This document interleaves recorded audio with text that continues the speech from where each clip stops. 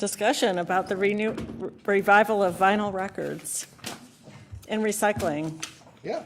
parts of it. Okay, we're here today at the Education, Environment, and Sustainability Committee meeting, Wednesday, May 2nd, 2018. Can I have a roll call? Calling the roll, Ms. Simon. Here. Ms. Brown. Mr. Jones. Mr. Schrein. Here. Mr. Brady. There's a quorum. Also like the record to reflect that Councilman Miller is in attendance. Thank you. Any public comment related No, Madam Chair, or no one signed unrelated? in. So we have minutes from April 4th. Can I have a motion to approve the minutes? Move to adopt. All in favor? Aye. Minutes adopted, approved from our last meeting. And then we have one item referred to committee 2018-0006 regarding College Now. Can you read that for the record, please? Ordinance number 2018-0006, amending section 804.01C2 of the County Code to increase the maximum amount of individual one-year renewable scholarships from $1,500 to $1,750, and declaring the necessity that this ordinance become immediately effective. Thank you. Okay, so we have College Now representatives here to discuss this item. And just as a backdrop, when we were here on April 4th, we heard that there's a need to increase the scholarship amount because of the increase in the college funds or whatever the tuition is. And so there was a choice between having money held over for the next, you guys can explain it better, or allowing each student to have more to be able to close the gap.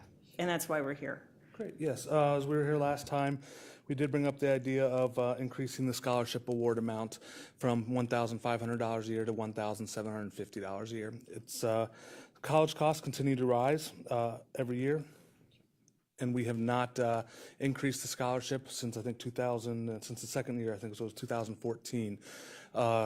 We just actually did a little bit more research on it and created a nice little, just happened to coincide really well with timing as we continue to see the unmet need for our students. College Now's average scholarship is now $2,100.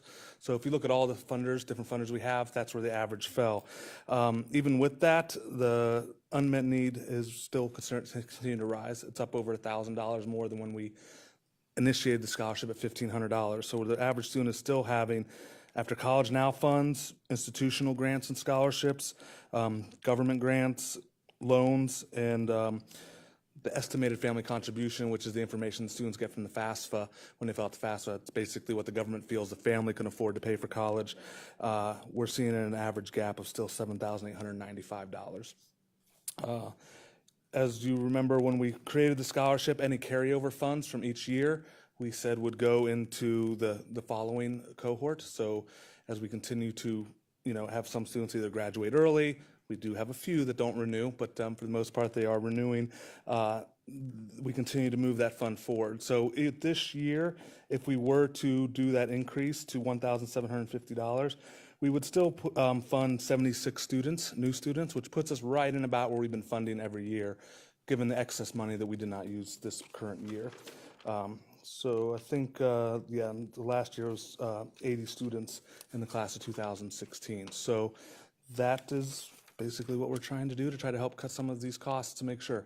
I think for student side, this increase, it doesn't seem huge, but it is huge. It could be the difference between a student having their books during the school year and not having their books, and things like that. So that's sort of where the request goes. Sorry, if I could just add that from the council's perspective, it's not a request for additional funds, it's just a reallocation within. Yeah. So I'm sorry, did you say from a student perspective, it's significant and it could be the difference between them being able to do this and not? Yeah, we have students often that come through and don't buy their books because they can't afford them. So $250 would go a long way in helping them buy their books. They might have other expenses lab fees, things like that they have a hard time meeting. So this $250 can go a long way in meeting that. So for a lot of our students, because we do only select students with high financial need, $250 doesn't sound like a lot to some of us, but to them it might as well be $1 million, because sometimes they just can't come up with it. So it'll definitely help address some of those needs. And over the course of 4 years is $1,000, so that is real money in these students' pockets, well, not pockets, but into the students' cause to go towards getting their education. And we don't see education increases stopping. We were just talking Right. actually about it on the way up here. We're looking at 3% a year. College continues to rise, and this will help sort of those students meet those needs. Okay. Questions from committee members? Wait, okay, so President Brady, do you have anything? Okay. Okay, well, Sharon, Purnell, and then Dale, we'll come back to you. Thank you, Madam Chair. So the money is just, you're just taking the pie and slicing it with a bigger knife or wider pieces is all you're doing? Correct, just giving the students a little bit more money per year than they would have previously. And the reason that we're able to do that, Councilman, is because we have some money currently left over, and council has previously given us the authority when we have leftover funding to Right. use it the following year. Right, but what we're doing, are we changing the policy going forward that this will be the new amount that, We would like that with council's permission, yes. so that means that the subsequent years, we will be having to raise more money for this? Potentially, if we had 100% of students use the entire award and take the full amount of time to graduate. As Bob noted, sometimes, the great news is sometimes students graduate faster than 4 years, and on the converse, sometimes students do not return. So we do anticipate that there'll always be some carry forward. Yeah, and to follow up with that is, it's not, the way we do it now is currently we have $105,000 a year based off the original $500,000 grant that goes towards scholarships. So 4 years at $105,000 a year.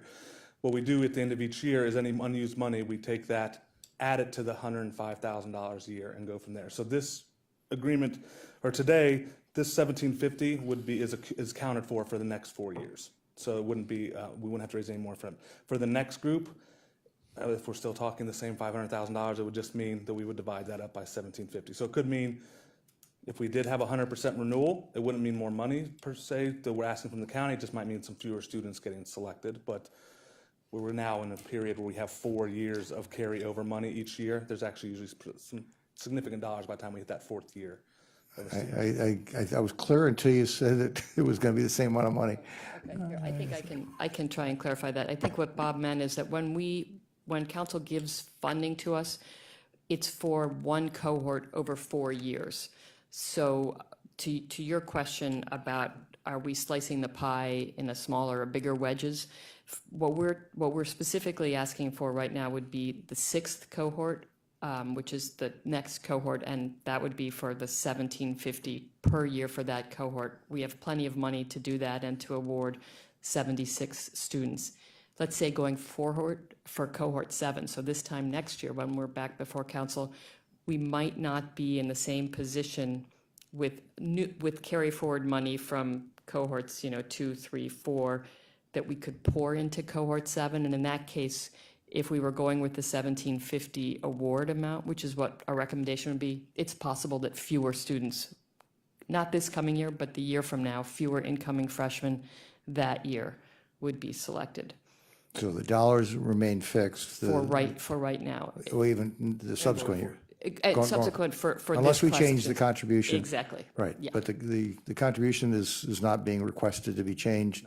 Not at this time, no, because we know the budget's already finalized. Well, so in the abstract, which is better, to have more students participating or have a slightly less amount going to those that are participating? I think that's, I know, it's the yin and the yang, but it's, you're our professionals giving us advice right. on this. At this point, we are trying to increase the average amounts that students are receiving because the gaps are continuing to rise. Students are finding it harder and harder, and we're seeing more students each year that are college ready that are not going, and they're academically ready to go, they're accepted. The reasons a lot of them aren't going is they just can't meet the bill. So we're trying to make sure that the students that can go have the funding to go. It does mean that some students may not get a scholarship, but we will continue to try to fund them out of other ways that we do it. But we're going to continue to try to fund as many students as possible. But the cost is becoming prohibitive for some students to even get there. So maybe the additional answer to, or follow-on answer to that would be that even in the last 7 years, College Now's average awards have gone up from about $1,200 a year per student to now this $2,100 figure. And we recognize that if for any reason we can't fund as many students, we at least want to make sure that the students that we're funding actually have a fighting financial chance to graduate, because perhaps the worst situation to be in is for somebody to start and to take out a lot of loans and then not be able to complete, and then they don't have the educational credential, and they're sort of in this vicious cycle of trying to pay down their student loan debt. I have no problem with it. I would much rather serve those that we can afford to serve efficiently and effectively than try to be thin and not get the job done. Okay, I think next was Councilman Jones. Thank you. Many of my questions were answered in the back and forth. So again, just to recap, 73 children you serve each year on average? It varies from year to year, so if you, I don't know. Has if it you still have grown, but, decreased? The first year, the inaugural year, we had 63, which then rose to 70, 75, 80. This newest cohort we would be looking at would be, if we did the increase to 1750, it'd be 76 new students. So we'd be still right in the same area as possible, as we have been in the past. Okay. What is is there an administrative cost built into this, and what is that percentage? Correct. The administrative cost, Kitty probably knows that number better than I do. Yes, we build, my math is terrible, but it's 80,000 of the 500,000, and it's not just obviously for Bob and his salary. It covers our mentoring program as well. Each one of our students, including the students who get this, are paired in a one-to-one mentoring relationship with a volunteer from our community. It's not a sort of meet every Saturday program. It's done primarily online, and then College Now hosts several events a year where we encourage the mentors and the mentees to gather. It's participation is a requirement. There are at least 2 email prompts a month that follows a curriculum that we've developed, and we've seen the mentoring program is actually just a year older than this scholarship, and so we've gotten to now see some longitudinal results, and it really helps increase the persistence and retention rates of our students. These mentors essentially are like people's graduation coaches or the first person on their board of directors. So that factors in to the cost. And these mentors are for the students in college? Correct. Right. So it's a little bit different than the program that you run. Yeah. Right. And to that point, have you, this is our 4th year, of CTAG. Correct, CTAG, yes. 4th year. Yeah. Our 3rd year, we helped roughly 33 children receive their proper school credit. They had been held back previously. We helped them receive their proper school credit and graduate on time after 3 years from 9th to 12th grade. Congratulations. Yeah, that was a great accomplishment. It was. I'm curious, did any of those, if you're aware, did any of those or any of the children graduating this year? Yeah, that's not Receive information I would have, Okay. because I haven't been given any information on the CTAG students. You know, I'd be happy to, if somebody gives me a list to see how many of them actually were out there.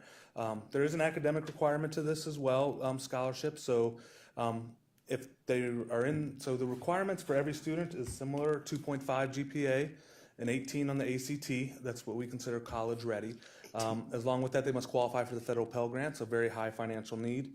And part of the scholarship is going to Cuyahoga colleges coming coming from a school in Cuyahoga, of course, that our advisors work at. So if the students are meeting that criteria, they are eligible to apply. And I'm hoping tons of them are applying and going to college. Yeah, and I believe we work in 3 of the 4 CTAG schools, if I'm remembering correctly: Warrensville, Cleveland Heights, Garfield, That's correct. and then is there a 4th school? Maple Garfield, Heights? Maple, Right. Cleveland, Warren. Right, so we just don't work in Maple, but we do have advisors in the other 3, and as Bob said, if you feel comfortable and/or can give us a list, we can certainly cross-check it to see if any of the graduating seniors applied for this scholarship and others. Certainly can. And this year we've added Cleveland, East Cleveland, and Glenville and East Tech. We work in all of those. So. Okay. All right. Thank you. Okay, Councilman Miller, and then President Brady, if you have anything.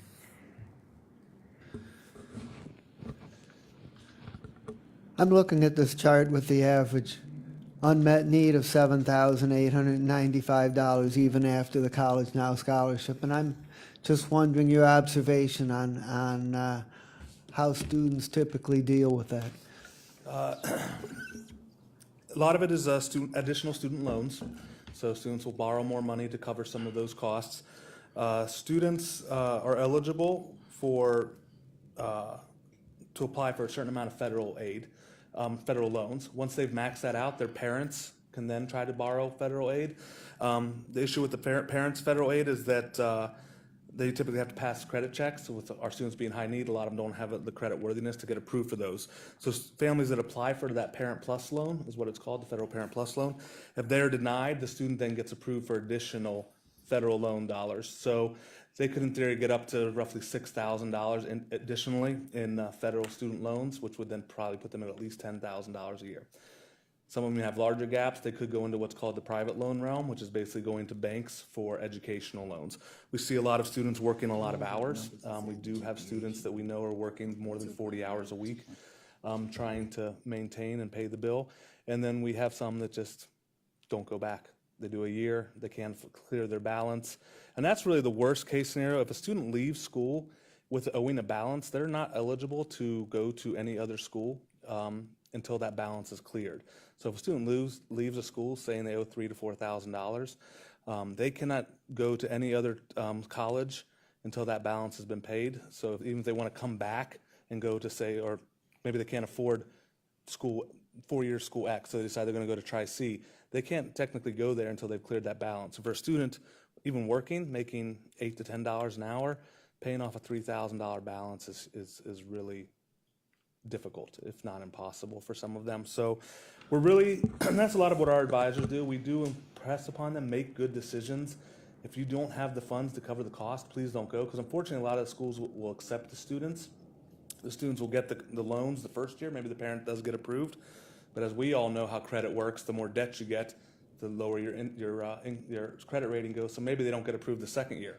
Then they're in a real scramble. So, but long story short, most of them are either doing it through student loans or working a lot of hours or cutting corners.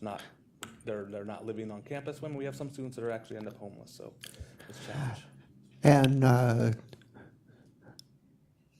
do they sometimes try to do it by lowering the cost of their education? I mean, for example, if they go to Tri-C, it's certainly going to cost less than average.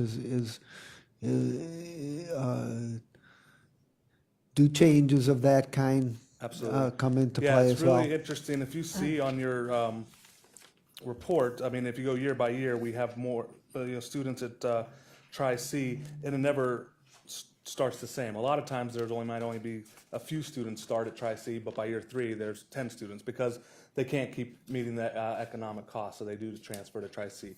And that's what our mentoring program does a lot of, is trying to work with students if they do need to transfer, making sure they do it the right way. Because when students end up owing those balances, what often happens is it's become too big a struggle at the school they're at, and they just stop going. They give up. It's like, I can't meet the bill. Unfortunately, if they don't withdraw the correct way, the schools are required to send financial aid back to where it came from, and the students are then on the hook for the leftover balance. So we always are having our mentors and our mentoring team trying to make sure students, if they are going to transfer, do it the right way to make sure, A, they don't end up in an economic crunch, and B, that all the credit hours get transferred correctly as well. And we do a lot of that counseling as well. Well, I'm just so appreciative of the work that you do, that you don't just provide the scholarships and let them go, that you maintain the relationships and help them deal with the issues that arise so that they can actually get it done. Yeah, it's complicated. I mean, it really is. And this is a personal story. I was on the phone with my lender for my student loans yesterday, and I literally did not understand what they were saying. And I was like, you do have to understand the concern I have here, that I do this every day and I don't understand what you're saying. What's a 19 or 20-year-old kid whose parents never had a student loan?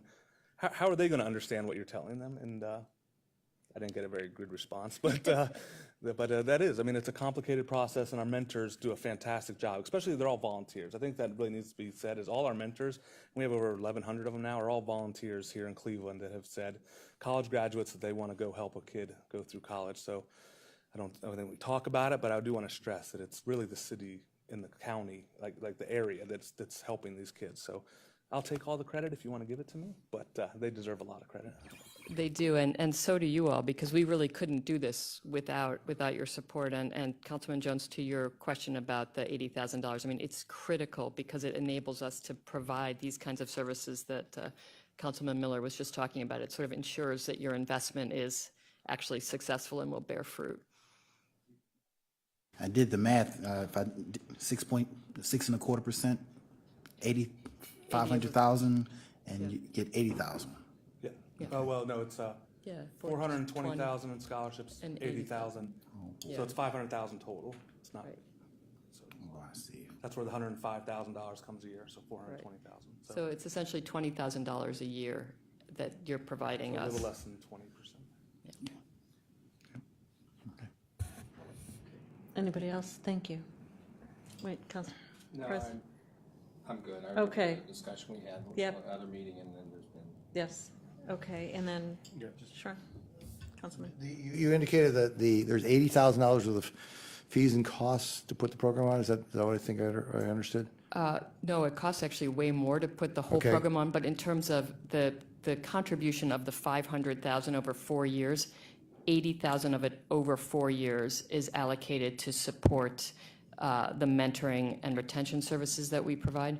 Those are volunteer, is that what? Yes, so Well, it's the mentors the are volunteer, mentors but the themselves. staff Gotcha. that we have. Right. Okay, that so, run the Yeah. mentoring so program. that's, we're allocating a piece of your time and staff Exactly. is what we're doing today. Right. Correct. Okay. And if you plug the number in, it's going to be about a 15% less students going, if we allocate the money to a higher contribution versus less students. Does that have any, I just took your 50, I took the $250 and applied it against the 1,500, which is roughly 15%.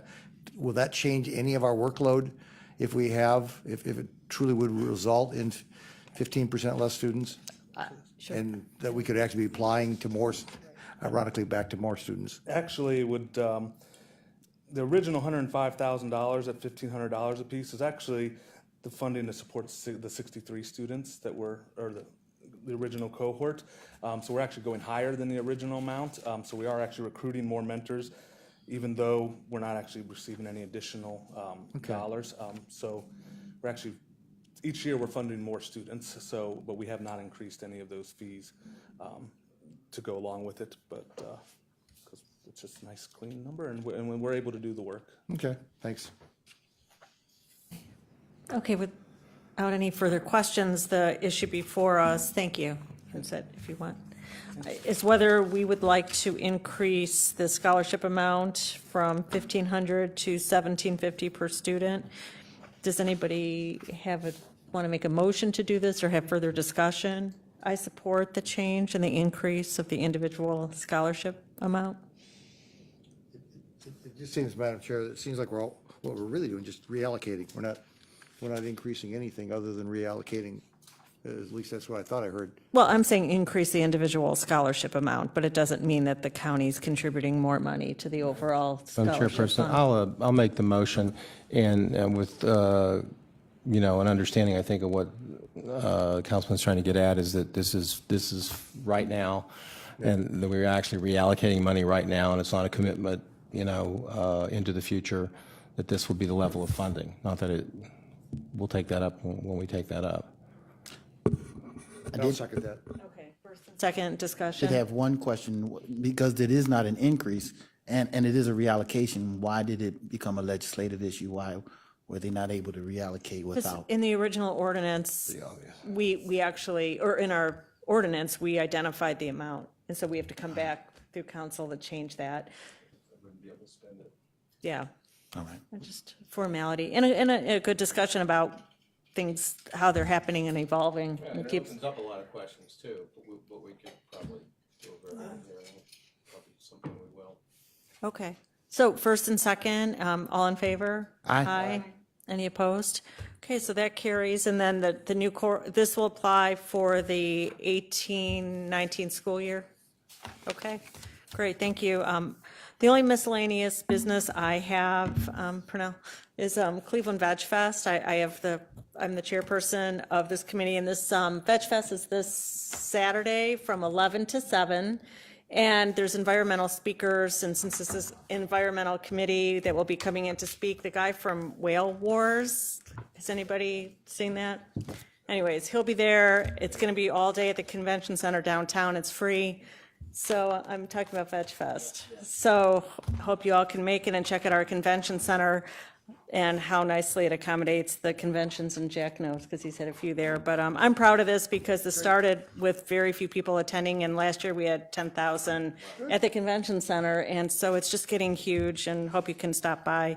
And that's it for my comments. Any public comment? No, Madam Chair. Okay, great. Thanks for coming down on a nice Wednesday. Adjourned.